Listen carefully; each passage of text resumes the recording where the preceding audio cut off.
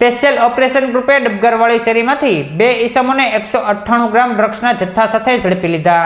Special operation ગ્રુપની ટીમને બાતમી મળી હતી કે ભરતનગર વિસ્તારમાં રહેતો અનિલ ઉર્ફે ભંગારી સુલતાનભાઈ બેલીમ અને અમદાવાદ ખાતે રહેતો સમીર યુનુસભાઈ ધાનીવાલા ડ્રગ્સ સાથે ડબગરવાળી શેરીમાં ઊભા છે।